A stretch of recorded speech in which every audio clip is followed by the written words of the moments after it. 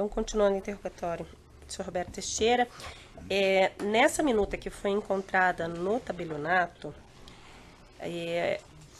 o tabelião, escrevente, acho que era o escrevente, afirmou aqui em juízo que, diferente das outras minutas de escritura pública que ele fez a pedido do senhor do seu escritório, o senhor orientou a não enviar por e-mail para o seu escritório, que era para levar pessoalmente essas aqui. E depois o senhor teria comunicado que o negócio não tinha sido feito, que eles podiam descartar. O senhor se recorda de ter feito isso? Não tenho recordação disso. Agora, veja, todos os documentos que eu mando para esse cartório normalmente são documentos públicos. Eu não acredito que eu tenha feito tal recomendação, porque se ele faz nos livros dele, nas minutas ele faz nos livros dele. Então isso aí é facilmente aferível. Não teria como você, aspas, esconder, e também não teria por que eu iria dizer para ele não fazer dessa forma, esconder. Quando se faz uma minuta num cartório, é a maior demonstração de que você não está querendo esconder absolutamente nada, porque está publicizado, está lá dentro. Eles têm uma sigla, porque se você vai efetivar a negociação, é só lançar no livro depois. Então, mesmo o esboço de minuta? Mesmo. Porque não estava nem constando o nome dos compradores. Não vejo, mas deve ter algum númerozinho dizendo assim, alguma sigla para poder dizer do que se trata. Tá. Então o senhor nega que tenha dado alguma orientação que nesse não fosse sentido, com certeza absoluta. E-mail. Absolutamente, não tenho porquê. Tá. E o usual no seu escritório era que o cartório fazia, mandava por e-mail para vocês conferirem antes de lavrar? Todas as vezes que ele fazia as minutas, ele mandava para verificar se estava em ordem, se não tinha, para uma análise, para um check-up final, e depois nós dávamos a ordem no sentido de que era para lavrar. Até porque, veja, você tinha que verificar se as partes realmente iriam efetivar o negócio, marcar data, cada um vir com os seus cheques, no caso administrativos, para poder constar no corpo das escrituras. Então isso é absolutamente normal. E se nem deixa eu explicar uma coisa, eu faço direito imobiliário há muitos anos. Isso para mim é muito curial. Essas questões, esses atos assim, são absolutamente comuns. Não digo agora, ultimamente, que eu tenho tido uma série de problemas físicos e não tenho tido tanta atividade, né? Mas isso para mim era o dia a dia, isso é comum, a coisa mais absolutamente comum, normalíssimo isso dentro do direito imobiliário. Aliás, é uma coisa, por exemplo, ninguém vai para um cartório hoje assinar escritura lá, não existe mais isso. Todos os cartorários que eu conheço, todos, eles vêm ao escritório do advogado, ou no caso de imobiliários, para poder lavar escrituras. Isso é muito comum. Pelo Ministério Público? Sem perguntas, Excelência. Doutores, pelas demais defesas, fora do senhor Roberto Teixeira? Mas a senhora não é dele? Não. Ah, do Bulay, Pode só puxar o microfone, então. É uma pergunta bem simples. Boa tarde, tudo bem, doutor Roberto? Tudo bem. Doutor Roberto, uma pergunta simples. O senhor iniciou seu depoimento dizendo que tem uma relação muito próxima ao ex-presidente e então a ex-primeira-dama. Nesse contexto, o senhor também convivia com o senhor José Carlos Bulay? Conviver, eu não diria que convivi com ele. Eu o conhecia muitas vezes quando o presidente estava com o Bulay, eu estava junto, mas não era uma pessoa que eu pudesse dizer que ia na casa dele ou que frequentava a casa dele ou tivesse esse tipo de relação diretamente com ele. Era, digamos, por conta de amigos comuns. Perfeito. Então, até em razão disso, o senhor foi testemunha da relação que ele mantinha com o ex-presidente e com a ex-primeira-dama? Sim, eles tinham uma ligação, uma relação de amizade muito forte. Inclusive entre o senhor José Carlos e a dona Marisa? Entre o José Carlos e Dona Marisa, principalmente. Então tá bem, era só isso, Excelência. Obrigada, satisfeita. Boa tarde, senhor Roberto. Marcelo Araújo, pela defesa de Alexandrino. Pois não. O senhor Alexandrino foi ouvido na semana passada e mencionou que teve 2 reuniões com o senhor, uma no final de fevereiro e outra no início de março. Nessa segunda reunião, ele estava acompanhando o senhor Emir. O senhor confirma a existência dessas 2 reuniões? As datas que o senhor falou, eu não saberia dizer. Eu repito aquilo que eu já respondi aqui em relação a essa reunião, da forma que aconteceu. Só uma pergunta objetiva. O senhor recorda se era uma ou duas reuniões com o senhor Alexandrino? Eu tenho dúvida, eu me lembro perfeitamente de uma delas. Eu me lembro de uma delas apenas, que eu tenho recordação. Como disse, lá se vão 7 anos. Não, perfeito. É compreensível até pelo tempo.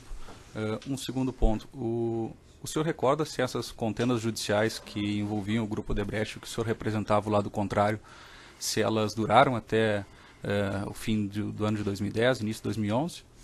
Não, elas terminaram antes. Antes, né? Contemporâneas. Contemporâneas, eu não me lembro exatamente, deixa eu ver. Exatamente, olha. O caso Vila Velha, que era esse caso do Rio de Janeiro, foi em 2009. O caso Petroplastic, que era no Rio Grande do Sul, foi em 2012. E também houve também um trabalho que nós fizemos, na época Odebrecht Defesa fez uma joint venture com uma empresa europeia, que era a Airbus. E nós representamos nessas tratativas a Airbus, defendendo o interesse da Airbus nessa formação dessa joint venture.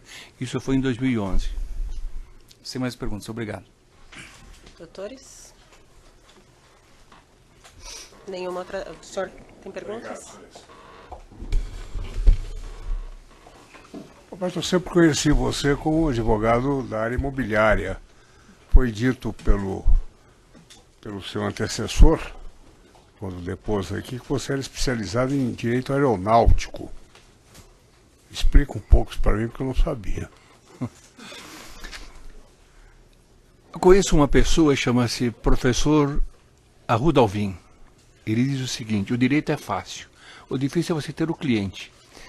Então, quando você tem uma área que aparece a oportunidade, você estuda e se iguala aos demais. Eu também trabalhei no direito aeronáutico, nós tivemos bastante experiência nisso. E em algum momento eu fui membro do Conselho de Administração da Transbrasil. Isso me deu uma certa intimidade com o direito aeronáutico. É isto. O seu sítio, onde se localiza? Você disse que era perto do sítio?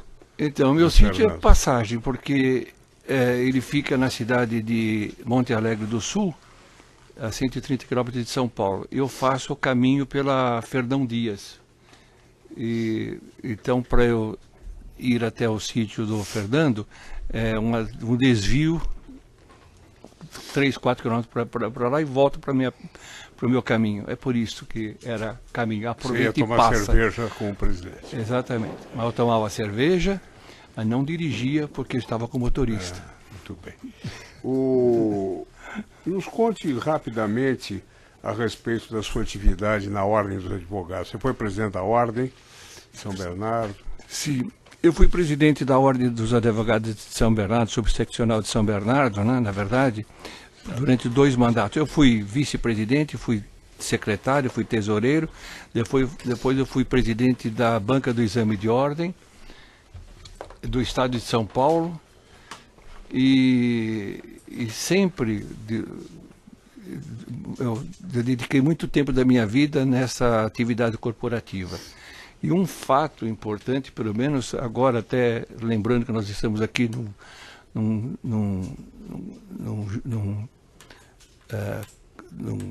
vara criminal, havia lá atrás, algum tempo atrás, quando não havia ainda defensoria pública, a obrigação que era impingida aos advogados para que, nomeado dativos, você tinha a obrigação de atender o juízo, sob pena de você estar cometendo uma falta disciplinar. Então eu me lembro que teve um encontro nacional de assistência judiciária e eu fui autor de uma proposta que depois ficou conhecida como a primeira greve dos advogados. Foi uma proposta no sentido de que a ordem desconsiderasse aquilo como falta grave, e aí então os advogados puderam não mais ser obrigados a atender às nomeações, e isso forçou o governo do estado a fazer pagamento para os advogados, o convênio com a ordem. Então, um dos causadores o provocador dessa situação fomos nós. Eu estou satisfeito, senhor. Sérgio, tem alguma coisa? Bem pouca coisa. Roberto, boa tarde. Boa tarde. Roberto, antes toda essa operação da Lava Jato, esse processo, antes disso tudo, o senhor tinha consciência de um possível cartel das grandes empreiteiras do país terem loteado obras na Petrobras? O senhor tinha alguma noção disso? Não tem a mínima noção. A mínima noção. Absolutamente. Até é bom dizer o seguinte: a despeito, as pessoas confundem muitas vezes porque eu sou amigo do presidente e pensam que só tenho ele como cliente no escritório. Eu tenho listado no escritório, ao longo dos meus 50 anos, 1.100 clientes. Então, quantas pessoas me procuram como advogado, não estão procurando só por conta dos interesses que poderiam eventualmente interessar ao presidente. Então, para deixar claro, durante todo o período em que o Lula exerceu a presidência, eu não entrei uma única vez na Petrobras, não dei um telefonema, nem para o jardineiro e nem para a secretária. Não recebi de lá também. Ele tinha 35 ministérios. Eu não entrei em nenhum deles, à exceção de 2, porque fui procurado pelo ministro do Trabalho e ministro da Previdência por conta de uma pendência da Varig, que eu era advogado junto à Varig, de interesse de um grupo junto à Varig. Fora isso, eu não pus os pés em absolutamente nenhum desses ministérios. Então eu fui uma pessoa que, a despeito da amizade, eu estive sempre fora desse círculo de poder. O Palácio do Planalto o senhor frequentava? De quando em quando, algumas vezes, me dignou em ter me convidado, e eu fui lá, proibido de falar de política, apenas para passar um final de semana. Só isso. O senhor sabe dizer, tem conhecimento de alguma possível relação indevida entre o ex-presidente e Odebrecht, o senhor Emílio Odebrecht? Não tem relação indevida. Primeiro, eu sou testemunha, quer dizer, eu sou testemunha do caráter e da lisura com que o presidente Lula sempre agiu na vida inteira. Eu tenho exemplos e exemplos na vida inteira. E então, quando se fala assim, você usou uma expressão, essa relação o que mesmo? Indevida. Eu não conheço absolutamente nada nesse sentido. O senhor sabe se existia algum motivo, o senhor conhece alguma razão para o Odebrecht, por acaso, querer se esconder que ela fazia obras no sítio? Também não sei. Não sei a razão pela qual eles quisessem se esconder, não tenho ideia. Nessa reunião com o Alexandrino, o Emílio foi falado alguma coisa nesse sentido? Não, porque foi diretamente consultado, foi uma consulta jurídica direta e objetiva em relação à questão dessa documentação, né, como documentar, e em relação a esta questão da averbação. Foi respondido e pronto. Só para encerrar, o senhor sabe qual foi a extensão da obra realizada no sítio? O que foi feito? Valores? Eu nunca pernotei naquele sítio. Eu nunca participei de festas, churrascos, absolutamente nada. Então não conheço